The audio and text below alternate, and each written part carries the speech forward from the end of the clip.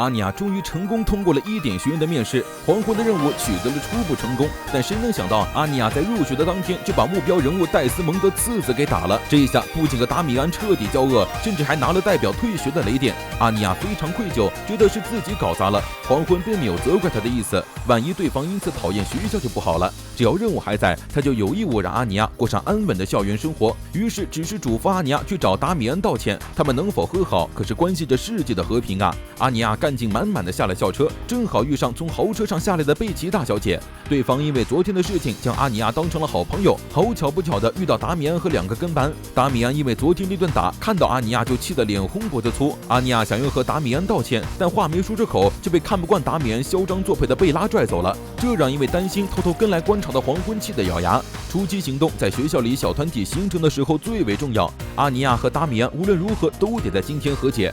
昨天阿尼亚动手打人的消息传开之后，大家都觉得她是不良少女，于是今天一到教室，阿尼亚就被孤立了。只有贝奇愿意和他做朋友，这让阿尼亚觉得学校其实也不是那么可怕。达米安摸着贴了膏药的脸，愤愤不平。作为党魁次子，名门之后，连他大哥都没打过他，他还是第一次尝到这种滋味。感觉到达米安的视线，阿尼亚心虚的扭过头，然后在数学老师的催眠声中彻底睡死过去。第一天第1节课就打瞌睡，这让老师都觉得她是不良少女。下课后，阿尼亚猛地惊醒，继续去找达米安道歉，不然和平就危险了。贝拉以为他害怕达米安会找他麻烦，扑上去搂住阿尼亚，表示自己会保护他的。阿尼亚刚想说算了，就听见背后伪装成清洁工的黄昏内心大喊：怎么能算了？于是接下来黄昏想尽了各种办法明示阿尼亚去道歉，甚至就连午餐上都用番茄酱写了道歉。阿尼亚倒也想去道歉，但每次都会被贝奇阻止。伪装成服务员的黄昏只好用广播叫走贝奇。见机会来了，阿尼亚鼓足气势冲到达米安面前，不过还没等他开口，2个跟班就跳出来提醒他：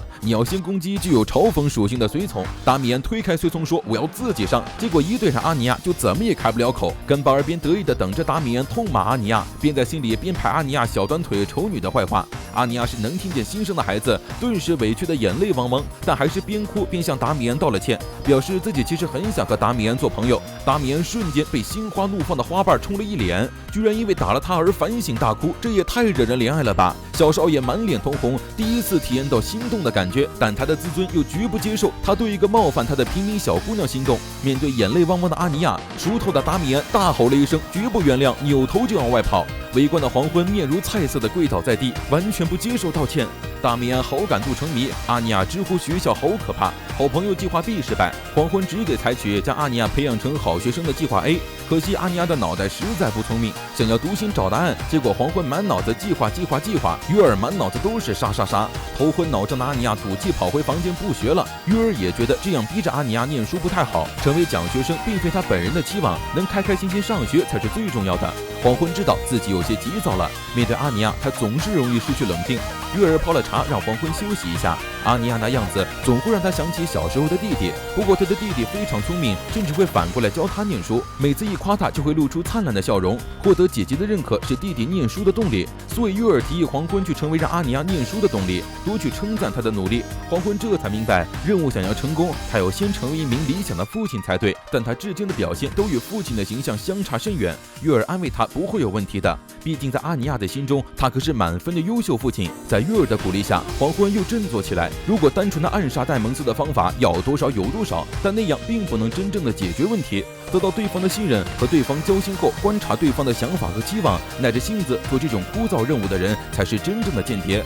首先就从了解阿尼亚开始，黄昏去找阿尼亚谈谈，敲了半天门没反应，推门进去一看，阿尼亚趴在书桌前睡着了，嘴里念叨着要为父亲考第一。黄昏哪里还舍得责怪他，把阿尼亚抱上床盖好被子，不禁想象自己如果真的有家人的话，又会是什么样的。佛家一家其乐融融，而刚从邻居嘴里知道姐姐结婚的尤利却是如遭雷劈。下一集小舅子危机来袭。